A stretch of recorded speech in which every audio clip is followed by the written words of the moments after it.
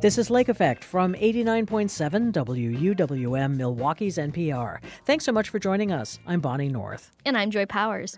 Wagner's Milwaukee-based business, David J. Wagner, L.L.C., arranges and markets art exhibitions for museums around the world. At any one time, he might have 8 to 10 different exhibitions on the road. We'll hear more about one of them currently on view in Green Bay a little later in the show. But now we were curious to learn more about this facet of the art business, so we asked David Wagner to come to the show. Thanks so much, David, for coming in. My pleasure. How did you get into the curatorial business as a private entity? I mean, you're not affiliated with museums, but yet you have all of these wonderful exhibits going around the world. So how did that happen for you? I mean, you started out as a musician, right? I did. However, my career was sideswiped. When I was in graduate school, I took an elective class.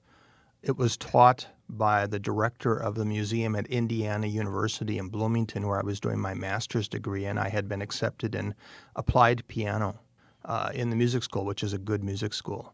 But along the way, I changed the course of my career and morphed into a program entitled Arts Administration. It was a young program back then, and its concept was to train people to be in the management side of the arts business. So to fulfill that degree, I signed up for an elective of museum studies. And the instructor, a professor, took me under his wing. He liked my work, and he asked me if I'd like to do an internship at his museum, the Indiana University Museum. Had you had any experience with the visual arts before that, other than just going to a museum yourself and looking at them? Not really. I was reared in the performing arts. I have a degree in applied piano. I play the guitar. I have a degree in a minor in vocal performance. But I really didn't have a background in museums, though I had visited them. In fact, as a kid, would come with my cousins and grandmother and mother to the Milwaukee Public Museum when it was in another entire building. So I have a long relationship with museums, but really I hadn't envisioned a career in museums whatsoever back then. So what was it about the idea of curating a visual experience for people that grabbed you? I like working with artists.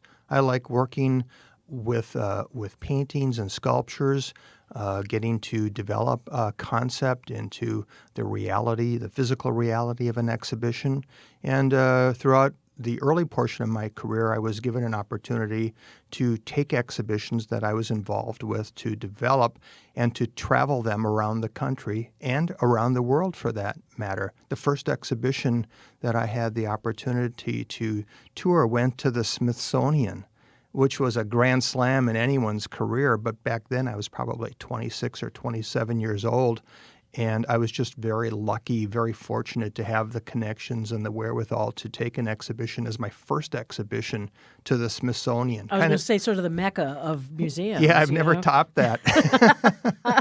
Well, what a wonderful experience to have. Do you find that your musical background and your performing background helps you visualize, maybe that's the wrong verb to use, but helps you conceptualize these more static exhibits? I suppose in the sense that you get great organizational skills and discipline in the performing arts. You must have those to be a reasonably good musician. However, for many years I used to think about the correlation in art history and music history of the various isms and movements and periods of art, classical art, Baroque, Impressionism, so forth. And they really never correlated as much as I thought they would. So in a direct sense, the answer is probably no. I was thinking of it even more conceptually, even more in sort of in a meta way of like, as a musician, do you think about how you're going to lay things out and how people would experience it differently? I think about elements and principles of composition and design for sure. When I'm involved in curating an exhibition, I have sort of an equation. On the top side of my equation is quality. Number one for me is quality, quality, quality, because my company is attempting to market and promote exhibitions to museums, and museums are filled with people who are trained with connoisseurship studies, and they really have an eye for quality. That's their business, after all. So I have to offer them artworks that have quality. On the other hand, the underside of the equation is diversity. If I am organizing an exhibition of animals in art, well, I don't want all alligators or giraffes in the exhibition. I want a diverse environmental spectrum of all classes and all species of animals. So there's diversity, but then there has to be quality as an overarching sort of parameter. When you were setting up the business, which is a private company, as you say, marketing to museums who often have curatorial staffs of their own who are trying to set up their own things, how do you work in that? How does that cooperation or lack thereof work?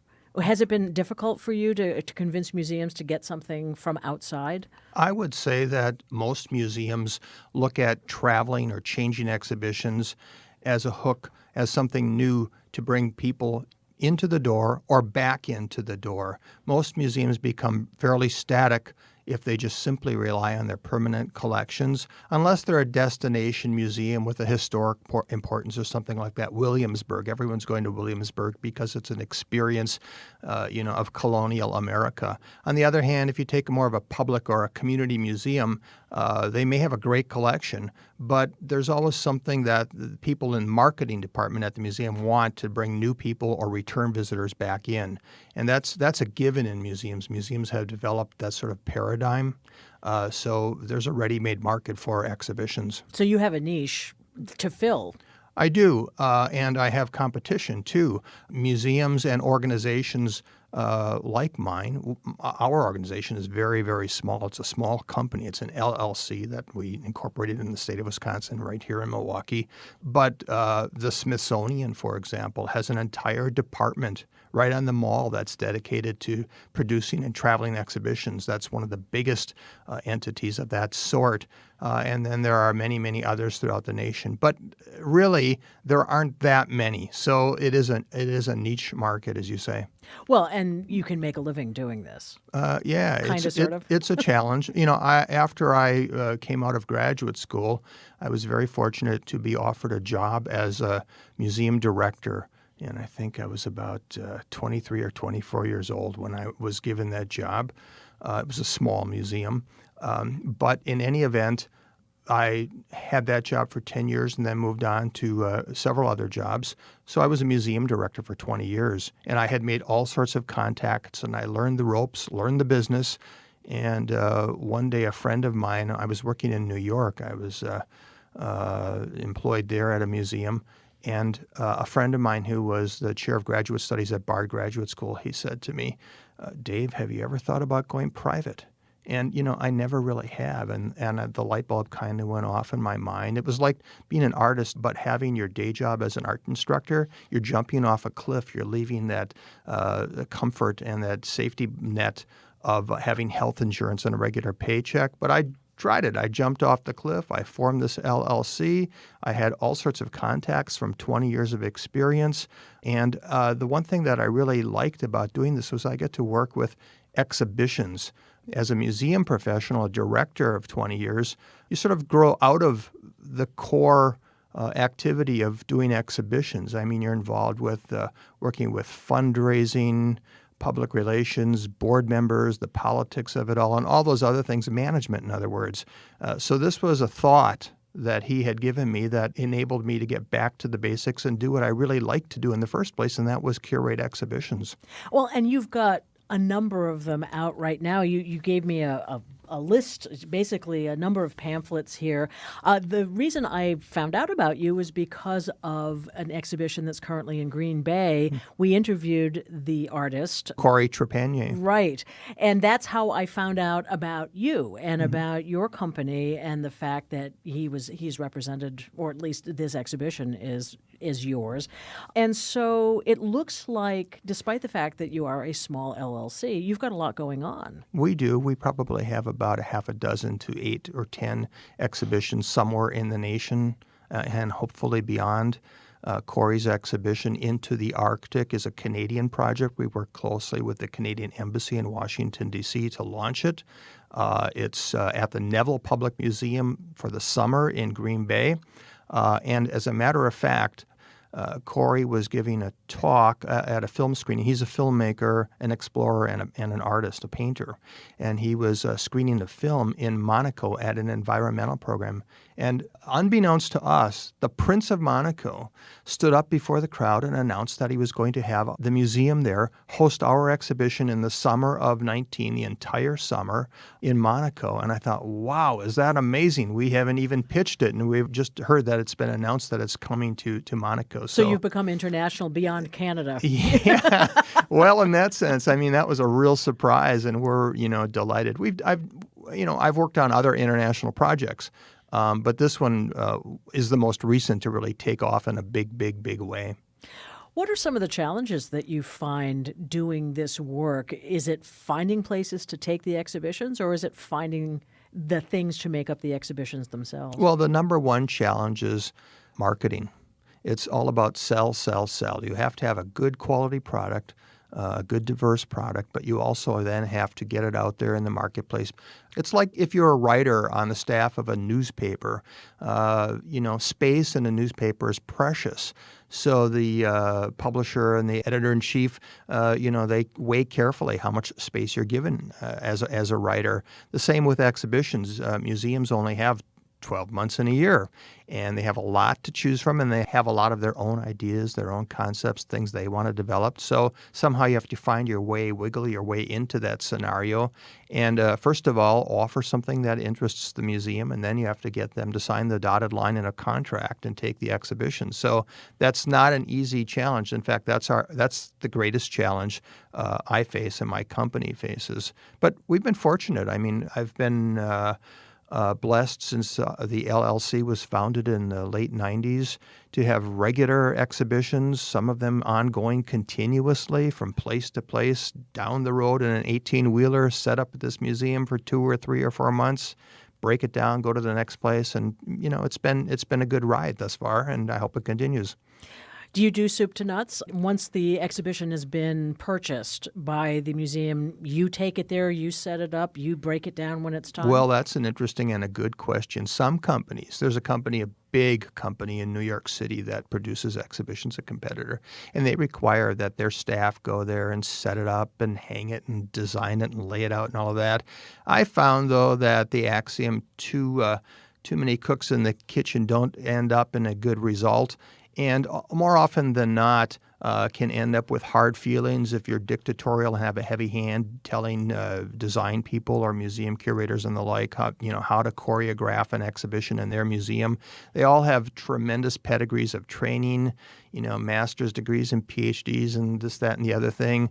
And far be it from someone like me or someone that I might work with to go in and tell them how to orchestrate an exhibition in their own space that they know intimately and work inside of day in and day out. So we avoid that. I mean, we give a lot of latitude to the staff to kind of lay it out. And I don't go to every exhibition, but I travel enough.